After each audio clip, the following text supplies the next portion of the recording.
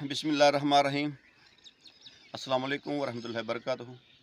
उम्मीद करना सारे दोस्त भरा जिथे भी किते आबाद ने खुश होणगे। अल्लाह ताला सब ते अपना करम ते फजल करे।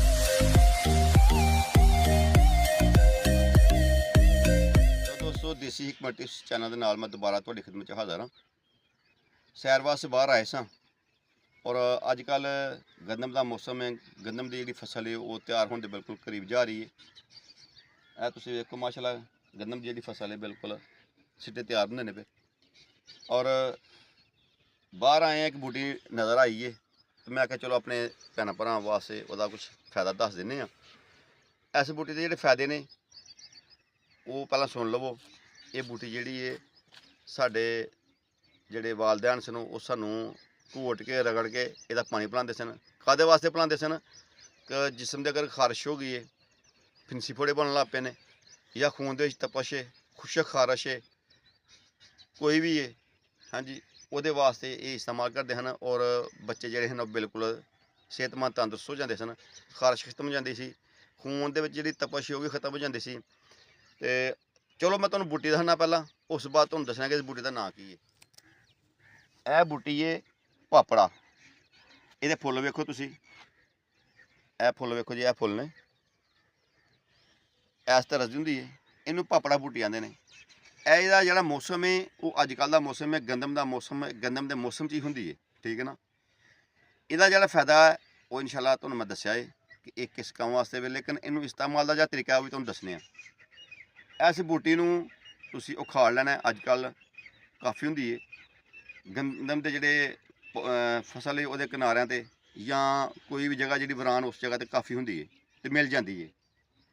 इनू तुसां उखाड़ के धो के इनू साइज तुहां खुश्क कर लेना। जो ये सुक जाए तो इनू तुसां सांभ के रख लेना। तो कम से कम तुसी इन्नी क बूटी जिहड़ी है शाम नूं तुसां किसी मट्टी के बर्तन च इनू भिगो देना और सुबह रगड़ के अच्छे तरीके नाल इहदा जिहड़ा एक कप या अद्धा गिलास जिहड़ा ना वो तुसी पानी पीना है नहार मूंह। नौजवान जिहड़े ने, बजुर्ग जिहड़े ने वो तकरीबन एक गिलास पानी का इस्तेमाल करें नहार मूंह। अगर किसी दोस्त नूं ब्लड प्रैशर का मसला है तो वो नमक इस्तेमाल ना करन। इस तो बाद हर कोई दोस्त जिहड़ा ना वो नमक का इस्तेमाल करके इस बूटी नूं पी सकदा, क्योंकि थोड़ी कड़वी होंदी है, कौड़ी होंदी है। इस बूटी नूं पापड़ा बूटी कहंदे ने, ठीक है जी। ये अजकल इसलिए मिलती है, इनू बड़ी निजाब बूटी है, क्योंकि अक्सर जिहड़े साडे जिमीदार भरा ने, दोस्त ने, वो स्प्रेवां करदे ने ना, तो बहुत सारी जड़ी बूटियां जिहड़ियां खत्म हो चुकियां ने। तो इस टाइम साढ़े को सिर्फ जी नज़र आ रही ना वो बूटियां सिर्फ अफसातीन है, खबाजी बूटी जिन्होंने सौंचल कहने वो बूटे ने। यह देखो जी दोबारा तुहानूं दस रहे हैं, पापड़ा बूटी खून सफा वास्ते बहुत ही फायदेमंद।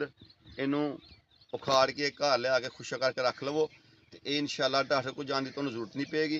घर तुसीं अपना इलाज कर सकते हो खून सफा वास्ते। स्टार्ट।